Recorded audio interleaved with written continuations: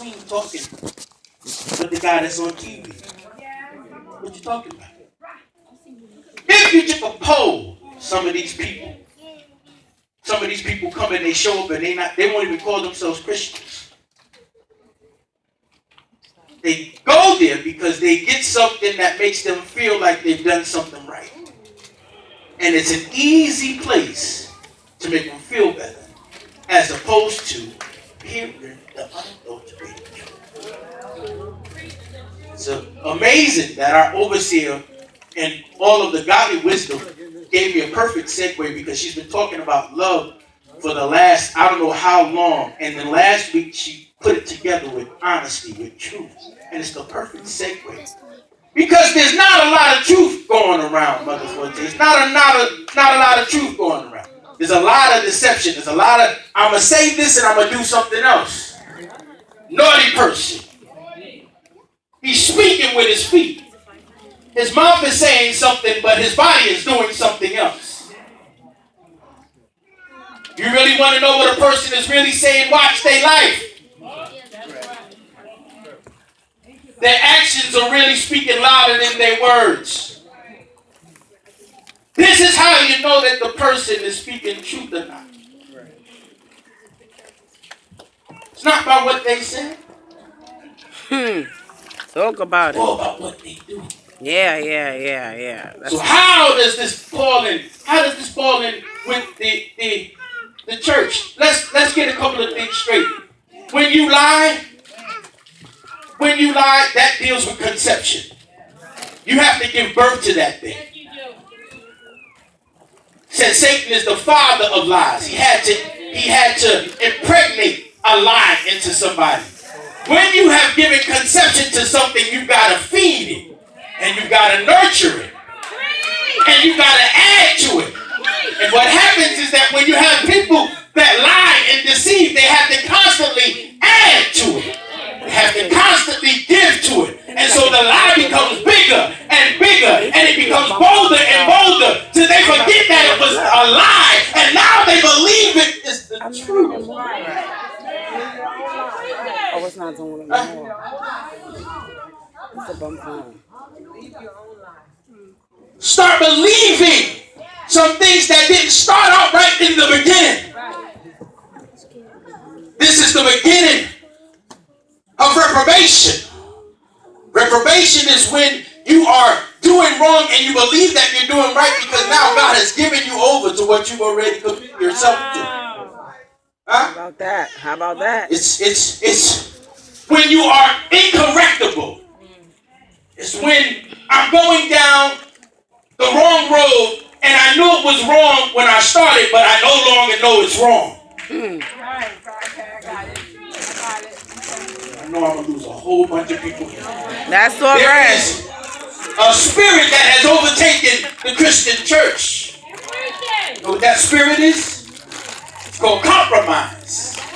Talking right, Bishop. It's called compromise. Yes, he's talking right. Be compromised. So that we don't hurt people's feelings. Hey, God. So that we can keep our friends. So we can keep our cut buddies. We won't stand up for what's really right. We know the gospel is telling us something else.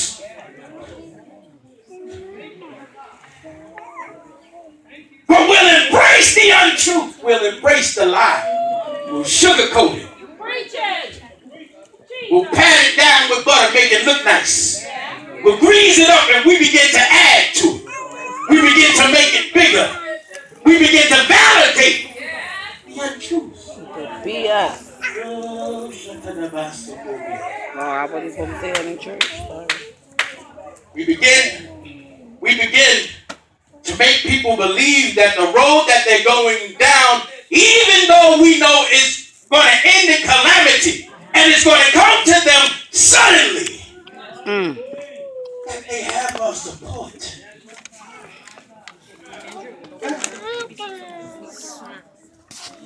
Someone said something to me at my new job. I was going to start with a testimony and rev all the way up and go crazy. I got a new job. God knew exactly what he was going to do. Woo! reminded me, boy, you're going to do all that, lose your breath. And they're going to have to pray you back up off that floor. Someone said something to me that I haven't heard in all of the years that I've been working. You know what this was?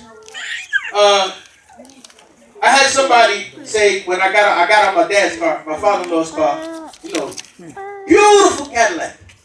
One of my coworkers goes, "Boy, you look like a pastor coming out that car." "You a pastor?" I said, "Who, me?" Then I said, "No, not yet." But then something happened, Apostle. Something happened to make me feel a little awkward. The person that was sitting next to me said, "No, he can't be no pastor. He's just like us."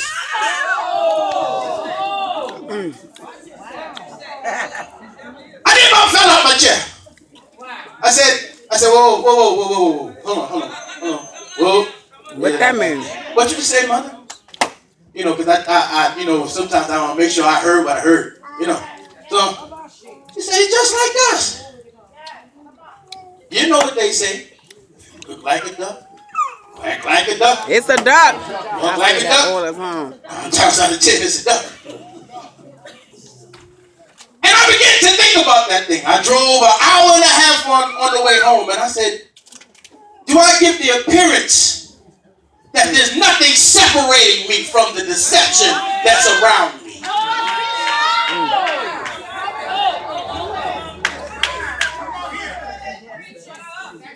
What do people really think about you? What do they say about you when you're not looking? Huh? What's really on my face? You wear a suit, I wear a suit, so we must work for the same place. We got the same ID badge, you know. We carry the same laptop bag and stuff like that. He's just like us, so what's the difference? And then I read the scripture and it said his feet speaking. Feet. She wasn't watching my feet, Bishop. She wasn't watching the way I'm moving. You only know me for a couple of days. Give me a little time. Give me a little time. You know, they say a black man always got to prove himself. A little time. Because, you know, you got to walk into areas like kind of softly. When like day 1, 2, and 3, if you ever, been on a new job, day 1, 2, and 3, you can get swallowed up in the novelty of it. Ooh, I got a new job. I got a new raise. Ooh, all of these kind of things. But then by day 4, if you don't know what you've been surrounded by, day 4, you better open up your eyes and see exactly what's going on. Surrounded by deception. Surrounded. People will come in. I'm in a close quarter with a bunch of people now. So there's no dividers. We all in the same circle. But what I noticed, what was happening, Mother Cooper, Pastor Cooper, I'm sorry, what was happening is that somebody will come in and give their review of the whole weekend. Oh, I went through so much with my wife, and I had all of these problems and stuff like that. And everybody was going, ooh, really? You know what? Man, I'm sorry for you. And then when he walked out the room,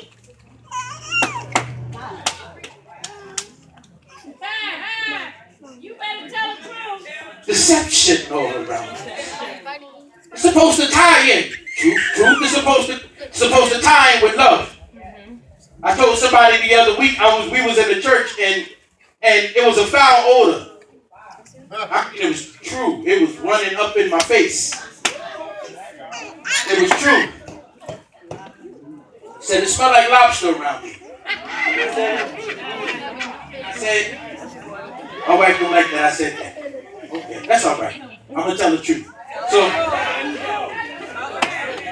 I thought about it because everybody that was around me had their noses poked up and going, who is that? And all the rest of this kind of crazy stuff. It's supposed to be your church family. And I looked at the neighbor next to me. I said, you call me a friend, right? Right. You love me? Huh? If they're in the house of God, they better love me. Or they're going to hell. I said, you call me friend, right? You love me, right? I said, if I have an order like that, you better tell me the truth. You better not let somebody go and tell you behind my back that I smell like true love. Huh? Let's tell the truth. Now I'm being easy with this last one because I know y'all was John and overseer when she was saying a worldly soul said, and then she was saying the wrong name. And y'all was like, this one, y'all not John in my eyes. All I know is that there was somebody that wrote a song, a worldly song, that said the truth is. The truth is. That's what it is. The truth is. This is the problem, Minister Curtis. People won't tell us the real truth. It starts out that I'm not going to tell you the truth because I don't want to hurt your feelings. But if you didn't want to hurt my feelings, why did you tell my truth to somebody else?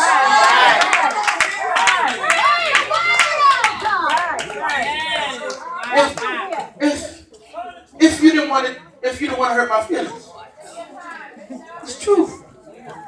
It's the hour of truth. It's the hour of truth. Tell the truth. And worse about this is that the only way that you're going to know truth is when somebody's mouth is closed.